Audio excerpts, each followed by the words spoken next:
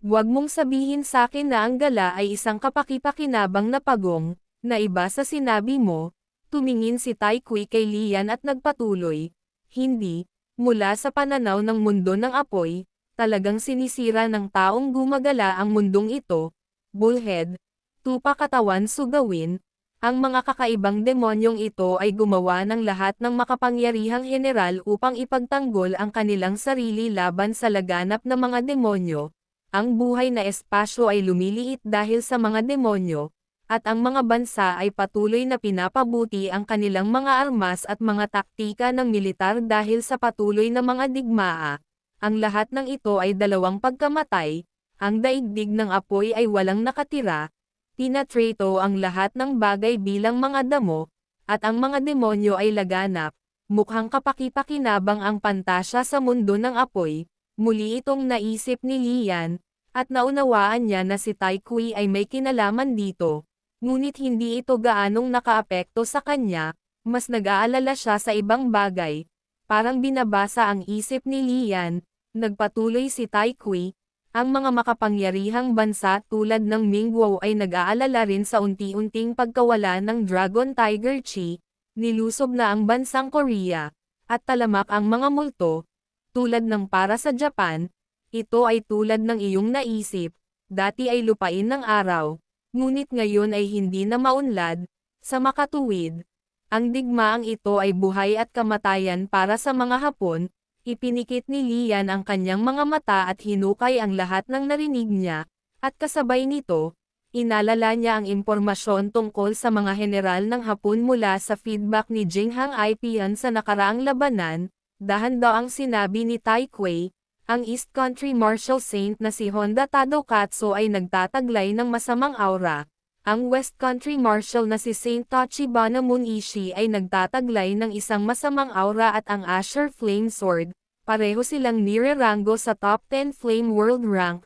Salamat sa kanilang mga bagong sandata, nakatumbas ng humigit kumulang 39 degrees ng paggising ng siyam na ulo na espiritu ng ibon. At sila ay nasa bingit ng unang pambihirang tagumpay, tanong ni Lian na may seryosong mukha, sa naglalaban ng puwersang magkakaalyadong estado, may mas malakas pa ba sa dalawang ito?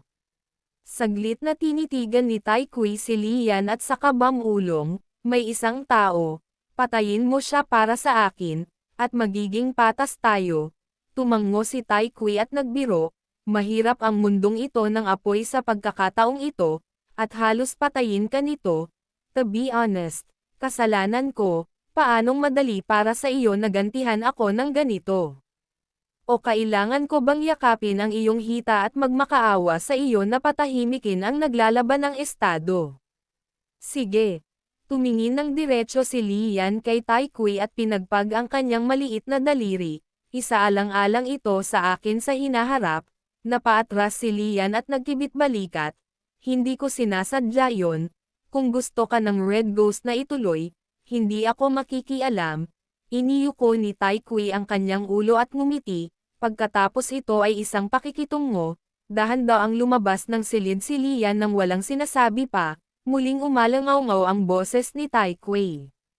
Bakit hindi ka pumunta? Kung papatayin mo sina Ken Oshi at Kuroda, tiyak na mas mataas sa S-rank ang iyong Flame World Score, at ang pananatili dito ay humihingi lamang ng kamatayan. Gusto mo bang magkaroon ng isang beses na pagsabog ng kapangyarihan?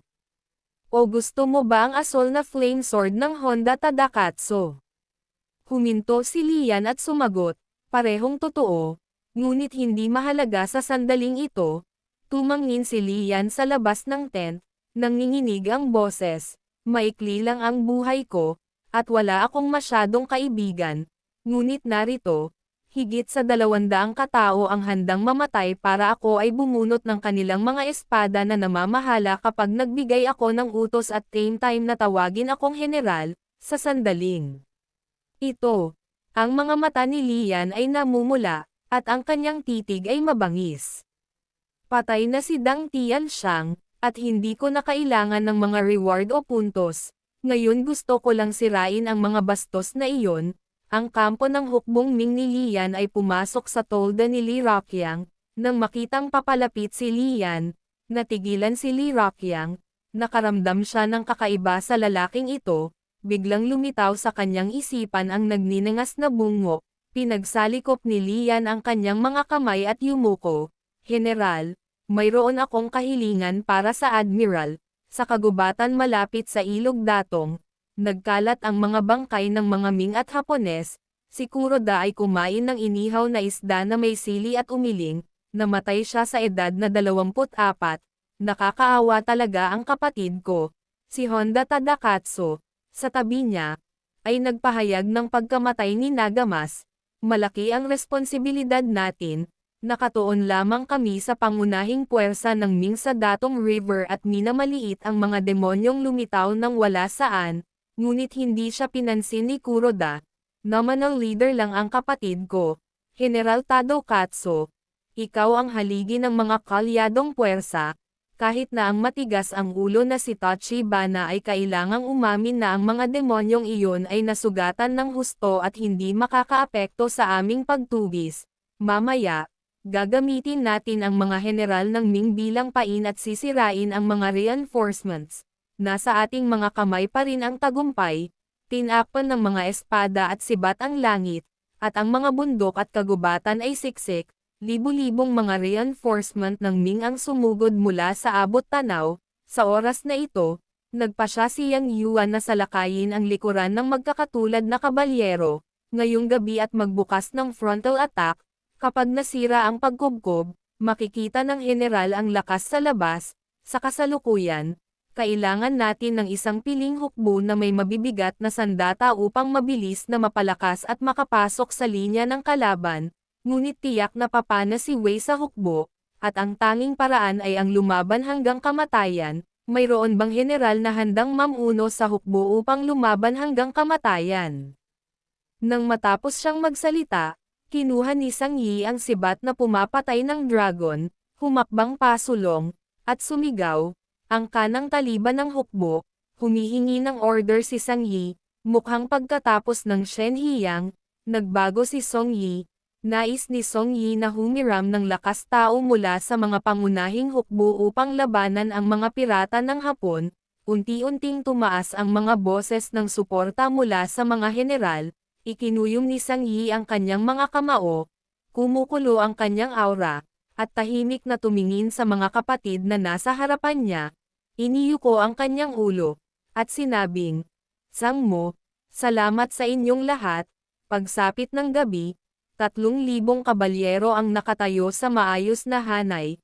Itinali ni Sang Yi ang pulang bandilan na may 9 na ngipin sa sibat na pumapatay ng dragon, at ang kanyang mga mata ay nakatutok sa harapan. Ang sibat na pumapatay ng dragon ay gawa sa purong ginto at mahigit 3 metro ang haba. Ang ulo ng tigre ay nasa dulo ng sibat, at may dila sa bibig nito. Ang dulo ng baras ay inukitan ng 2 karakter na si Sima. Matingkad na gininto ang puti ang buong katawan. Palihim na hinawakan ni Sang Yi ang baluti sa kanyang tiyan. Ang sugat mula sa nakaraang pakikipaglaban sa demonyo ay hindi pa naghihilom, ngunit ngayon ay mas mabuti na. Itinutok niya ang sibat, at ang mga sapatos na pangkabayo ay lumipad, at libu-libong mga mangangabayo na nakasuot ng pulang baluti ay sumunod na malapit sa likuran. Sa kinubkob na linya ng hukbo ng Ming, nagkalat ang mga bangkay. Pinunasan ni Luo Shangxi ang kanyang mukha at nagtanong, ilang beses mo na itong isinawsaw? 5 beses sumagot ang isang deputy general. Nasaan ang mga Li Zongkis?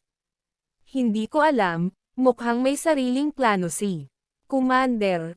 Ang lahat ng mahalagang gamot ng Daoist Master, isang mataas na opisyal, ay naubos na para sa kanila.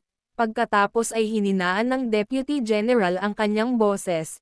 Narinig ko na pumunta si Li Zongqi sa kampo ng Commander, at inabot siya ng mahigit kalahating sandali bago siya lumabas.